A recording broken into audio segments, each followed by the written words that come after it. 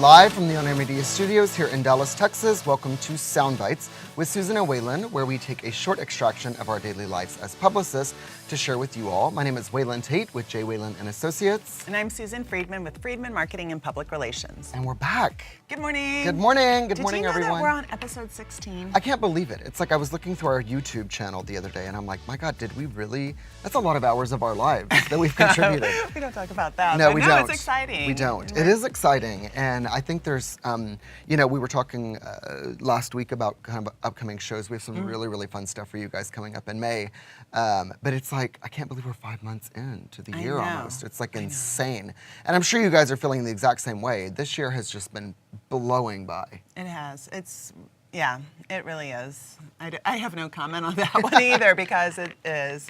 I've known you for a very long time and you're always busy with events. But Susan, I feel like the past 2 months of your life has been a complete blur. And I'm looking at it from an outside perspective. So actually, we'll go ahead and talk about our weekends and what we've been doing. And my client, Equest, that I've talked quite a bit about, they had an amazing gala on Friday called Equest After Dark. And it was the first time ever that it was held at the Bomb Factory. And it was absolutely gorgeous. Oh my God, look how beautiful that is. I've never seen the Bomb Factory look as beautiful as it did on Friday night. And it had a modern speakeasy-inspired theme, and Emerald City performed. We had Arthur Murray Dance Company there.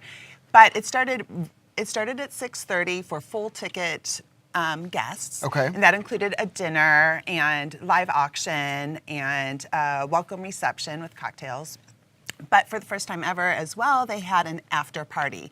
And it started at 9:30 and ran until midnight. Oh my God. And it was still at the Bomb Factory, I'm It was assuming. still at the Bomb Factory. Tons of dancing, silent auction items. It was a blast. You had the cutest video that you made that I saw. It was, I tried. I'm assuming, was it in one of those, I don't know what they're called, the screens where it's like. Was that the bathtub one or the live? Yeah, the bathtub one. Yes, they had a bathtub, hence it was a speakeasy, Right. so kind of the bathtub gin. It wasn't filled with gin, unfortunately.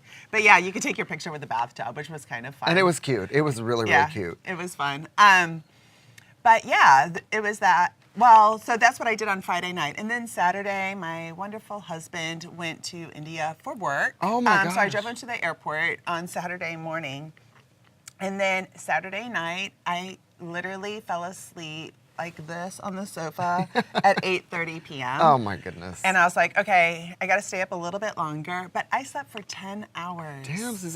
I don't know the last time I've slept for 10 hours. And I felt like a new woman the next day. Oh my God. I think amazing. it really, it's because you have been going, it's interesting for me to kind of see things from, an outside perspective, but it's like, because I think I know, obviously, what you do, right? And because I've been in your shoes, that people just don't understand. It's not just about the evening of. There is so much preparation that goes into event planning, and we'll have more on that later on in the show. Teaser alert.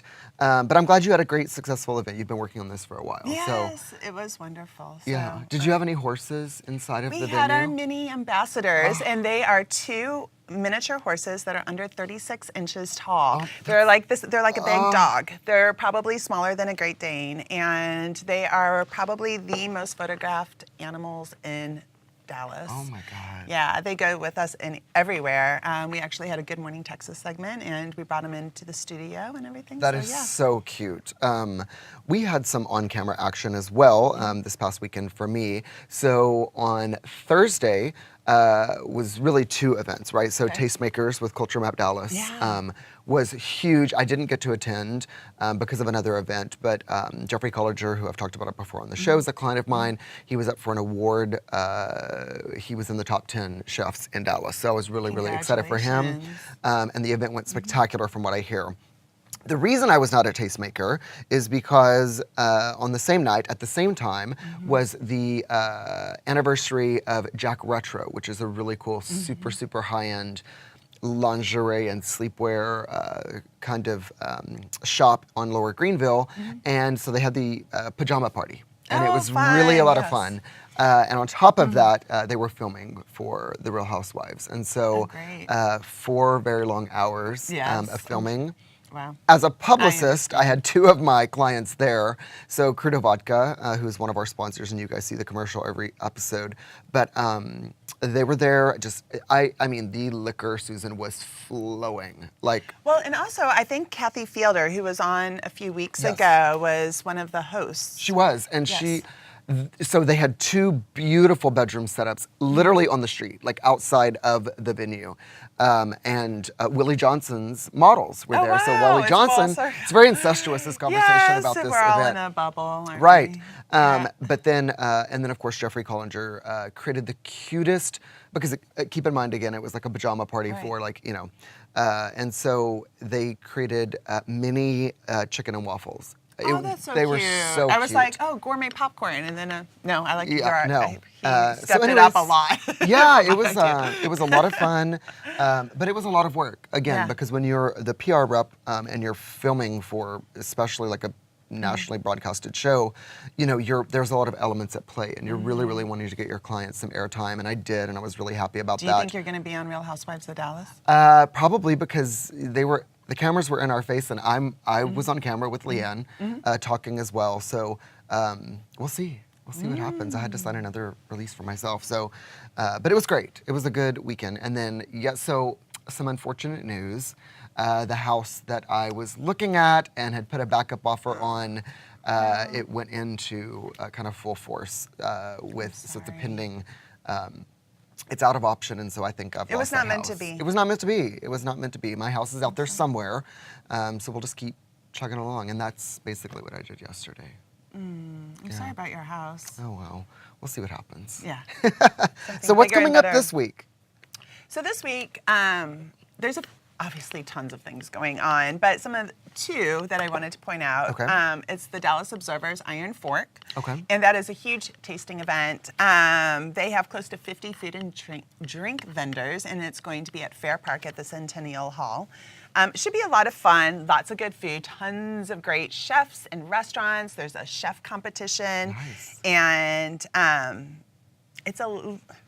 I don't know if it's expensive or not. General admission is $35 to $55, depending on when you buy the ticket. So go online to observerironfork.com and purchase a ticket today. It'll be more expensive or less expensive. There's also VIP entry, which gets you in early and complimentary valet before 6:30. So go and check it out. Should be a lot of fun. And then this other event, I'm not familiar with it. It's called Pike West Commerce. It is actually a residential community, and they're having this amazing event. And I think this is so amazing because a lot of residences do not offer this. Okay.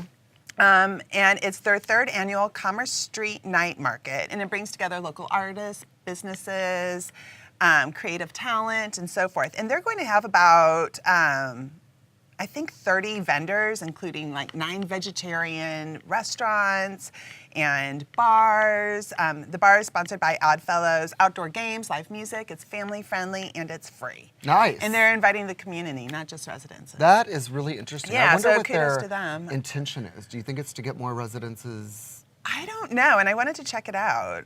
You can go to littledmarkets.com and get more information. Awesome. We'll share that as well. Yeah.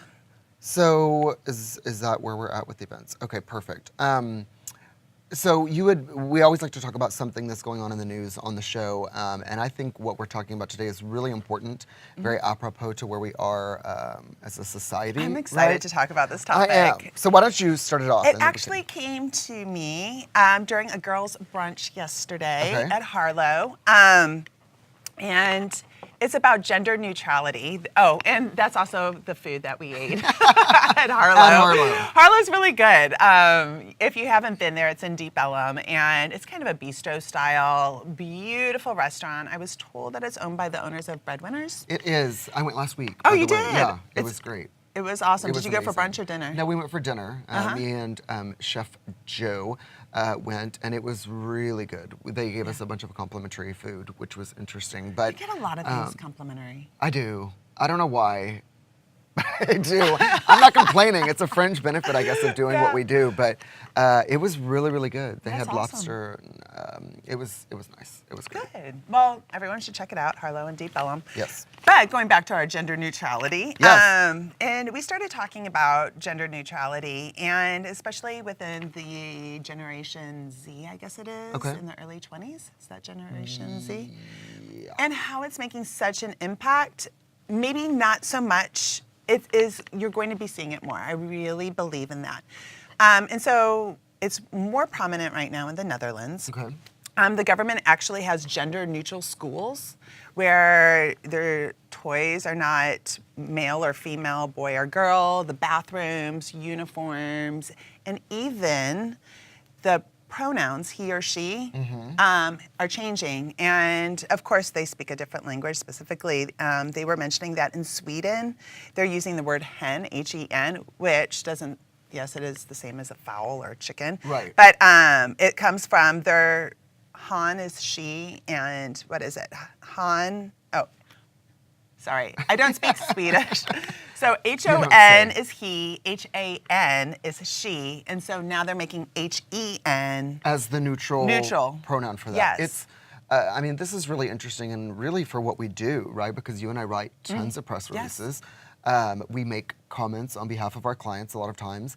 And when we were talking about this idea of advertising and doing PR in kind of a gender neutral role, it's so out of our character to not assign kind of gender roles to pronouns. I was telling you before the show, obviously I own another website called Dragstar Diva. That's dragstardiva.com. And, you know, so we interview a lot of drag performers. These are very large folks with huge audiences. And it kind of took me by surprise after, you know, we started writing the pieces, and I was like, oh my goodness, like we need to ask them, obviously, what you know, is their preferred pronoun, because you never want to offend anybody, you know, and we're kind of in a place, I think, in society where we are needing to be hypersensitive to the way we address people, and never more so than what you and I do, right? Exactly. Well, and things are changing. After the conversation that I had at brunch, I went back and started researching, because I love to research. Sure. And actually the AP Style Handbook, and for those who don't know, it's the Associated Press, and it is kind of the grammar Bible for publicists to follow. And I didn't know this, in August of 2017, just last year, they changed the rules to make them gender neutral for pronouns. So now you can actually use their for he or she. And them, I would assume, for, okay. Yes. Which is, again, it's because you and I are pretty grammatically correct, I think, because we work with words and language so much. It is so hard to look at the sentence and go, it just doesn't make sense, right? Because we are so used to the singular pronoun. And, but you know what? It's, if coming. AP says that it's, it's coming. So the other thing that I did, which I think is a lot of fun, and it's, you know, it went into politics here in the United States, our bathrooms. And are there girl bathrooms and boy bathrooms? Right. And so are there human looked bathrooms? so I researched a bunch of signs, and here are what people are doing across the world. Some of these signs just for gender neutrality. And it's things to think about. And we're going to see it more and more. I'm not saying it's a good thing or a bad thing, but it's happening, and we need to pay attention. I think it's a great business idea, actually, to start a public relations or marketing company that is a niche on gender neutrality. Yeah.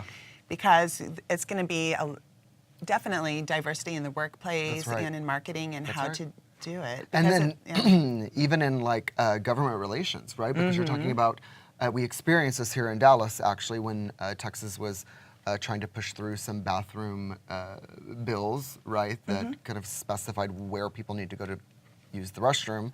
And I remember, so the lobbying efforts really kind of geared up even on a municipal level. And so, you know, spokespeople for different cities throughout Texas were kind of scrambling, like, because cities own property. So you're talking about, like, even our convention center here is owned by the city. And so what do? Do they need to, how are they addressing it, right? So it's definitely a conversation that's not going away. Right. So we'll have to keep on top of the pulse of that and kind of see where it goes. Yeah, So, should be interesting. So, are you ready to talk about events? When we come back after this short break from Crudo Vodka, we are joined with a really good friend of ours and a Dallas-based event planning guru. Rebecca Hackl herself is in the studio, and she's going to share with us some really good insights into creating your best event. So, we'll see you in just a second.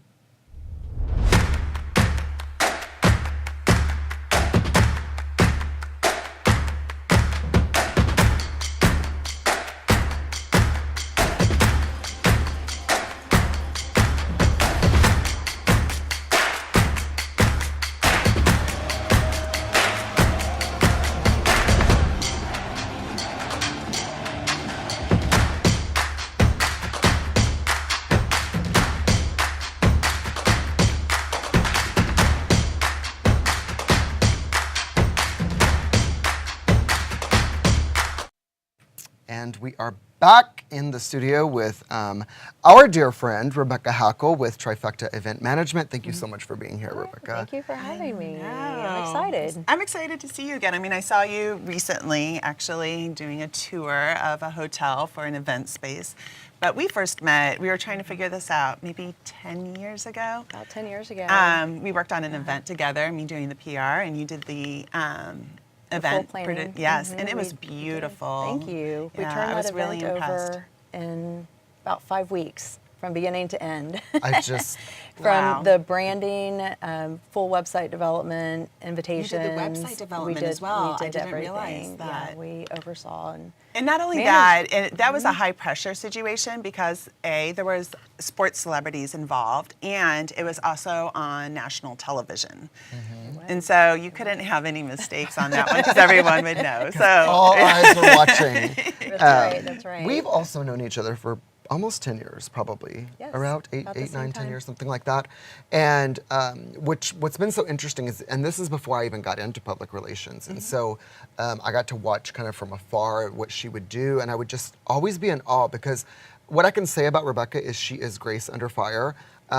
You know how difficult events are, and it's extremely stressful because there's so many moving parts, and you normally have crews of people, if that's from lighting or photographers or the catering staff, on top of dealing with talent, the guest, the host, and all of that. It's a lot to kind of wrap in and take care of. And so I would always just kind of be in awe, and still am to this day, whenever I watch her in motion, because she's got her mic, right? And she's ready to rock and roll. I mean, she is a trooper on the ground. So Thank you. Thank it's you. been great. I think what would be most interesting for the audience is because they don't know, and we've talked about this before, people just don't understand when they attend a gala or they attend kind of a particular event, all they're seeing is the front end of that. They have no idea the preparation that goes into it and what the actual processes are like the evening of, right? That kind of Right. event. So I think they would be interested to know kind of what is the very first steps when you book a particular gig. Like, what is the first thing that pops into your mind? Well, the first thing is we have to know and understand our client. We have to know and understand the demographic of who's going to be invited to the event. Sure. And we really have to know and understand the location. So, before we even get started, it's so important for us to really meet with the client, understand what the mission is of the event, understand what the purpose and what the outcome, what is the goal that we want to achieve here. We'll go on site. I really need to understand the location, especially if it's on their personal property. Sure. We've got to know the logistics and how we're going to be loading in, what we're dealing with, ceiling heights, exits, power, everything that's involved. Right. So we'll put together a complete scope that includes the design, the estimated budget, and then we'll get their approval. They've got to say, yes, we agree to this design, and yes, we agree to this budget. And if they don't, then we'll go back and we'll adjust a I have little. two questions before that. Sure. Okay, number one, I mean, you mentioned earlier you only had 5 weeks to produce an event. So when people come to you, is there a time frame where you're like, I'm sorry, but what you're asking is, like, do you say I need at least 3 months, or how long does it usually take you in advance to start planning an event? Sure, yes. Ideally 6 months, 6 or months in even advance. longer, depending on the type of event.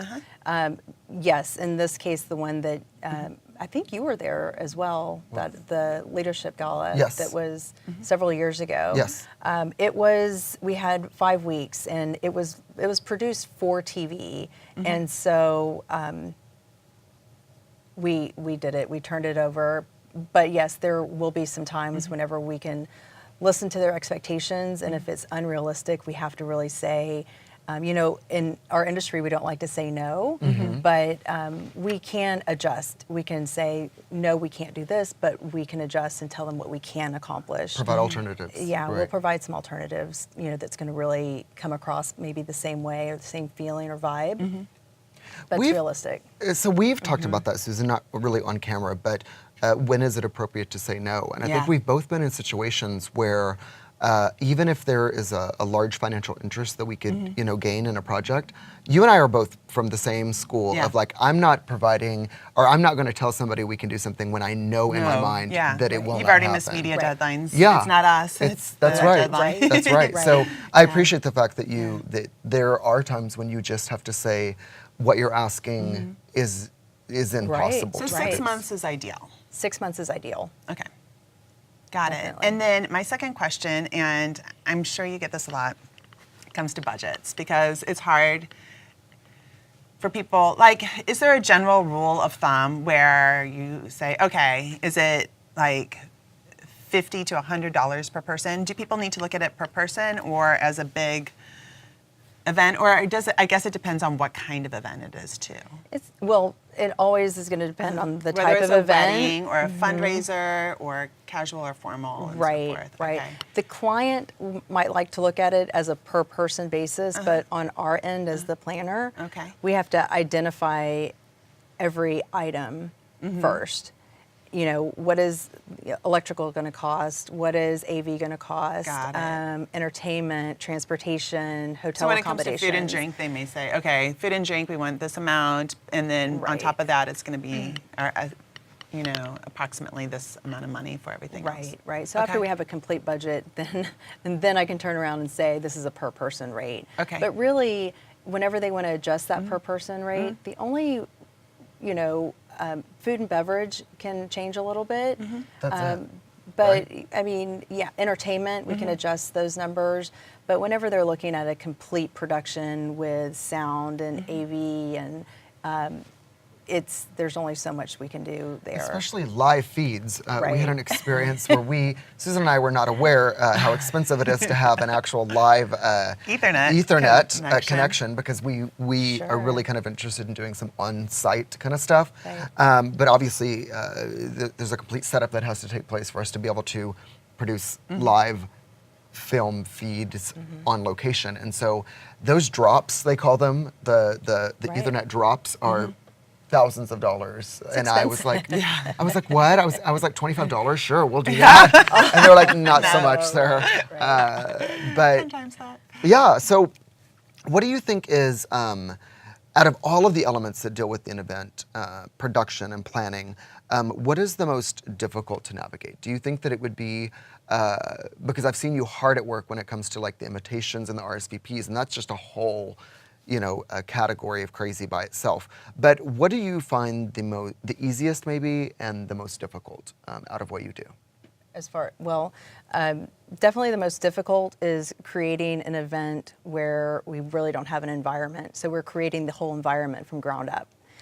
So we'll go on location, we've got X amount of property to deal with, and we're literally building something from ground up, full gala. So even an empty event space, that's considered?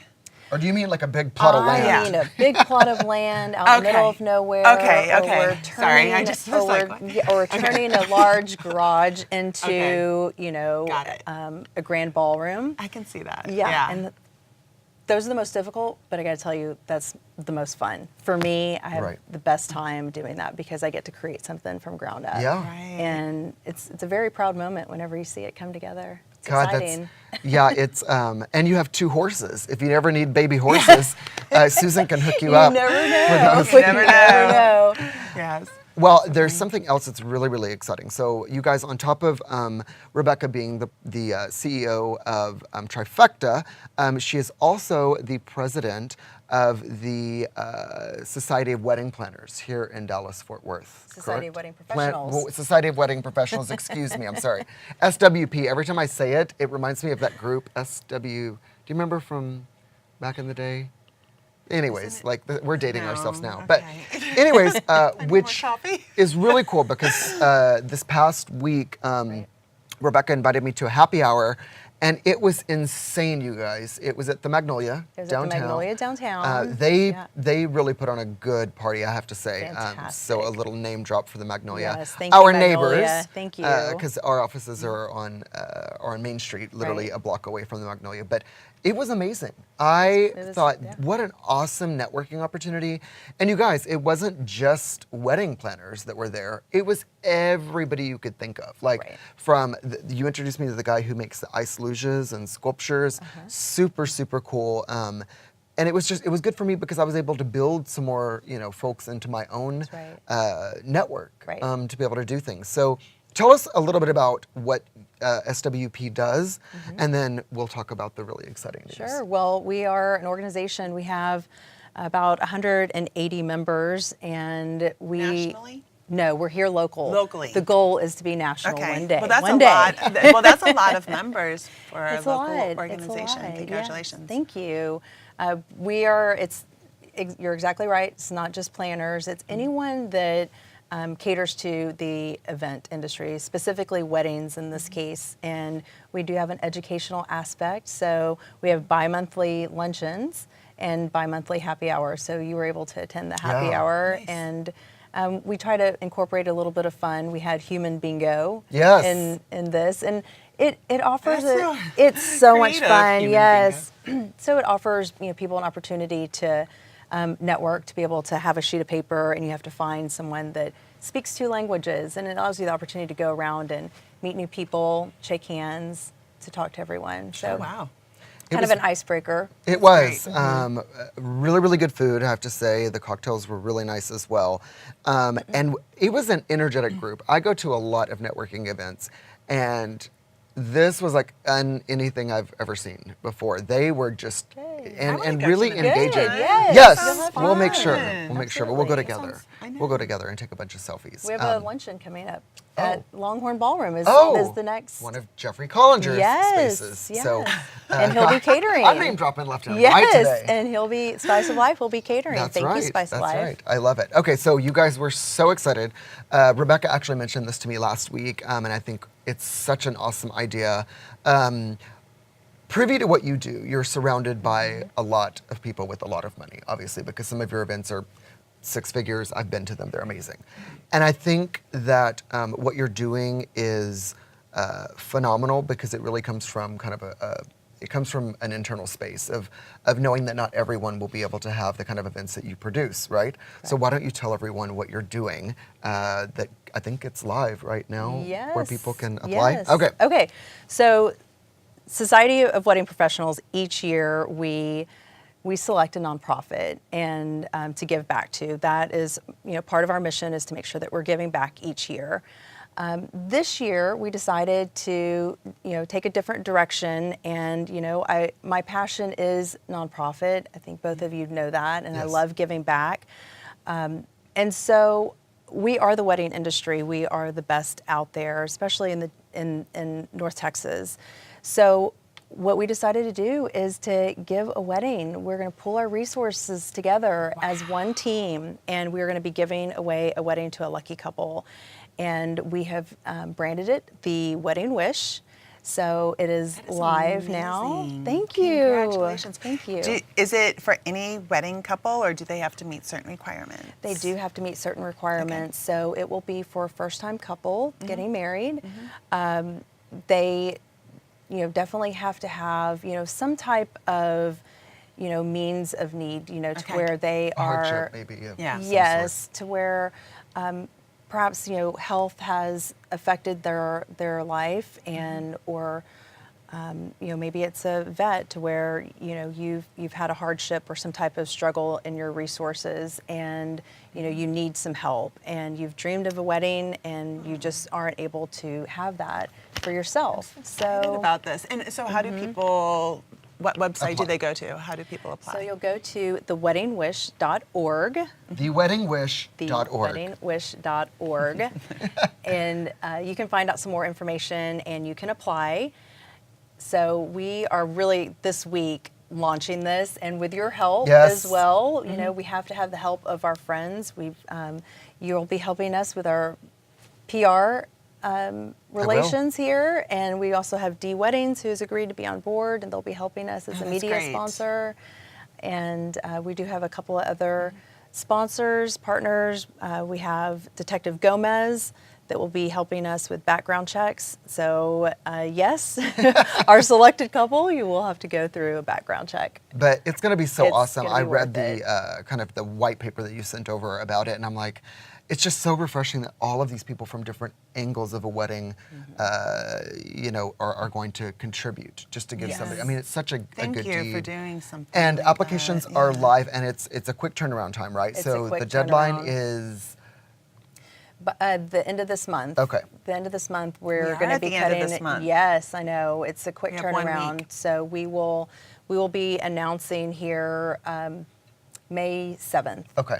So who the lucky winner is, and the wedding date is set for August 8th. Perfect. It's a Wednesday. And we'll make sure to share that, you guys, on our website and on our social media pages as well, so you can go apply. Rebecca, we loved having you. God, we have so Thank many more millions you. of questions to ask. Thank you. Unfortunately, we're out of time. But to all of you, thank you for tuning in for another episode of Soundbites with Susan and Waylon. A big thank you to our sponsors, Crudo Vodka and Critical Launch. And I guess we'll see you. And thank you to Jansen, our producer, absolutely. And On Air Media Podcast Network. Awesome. Thank you, guys. Have a wonderful week.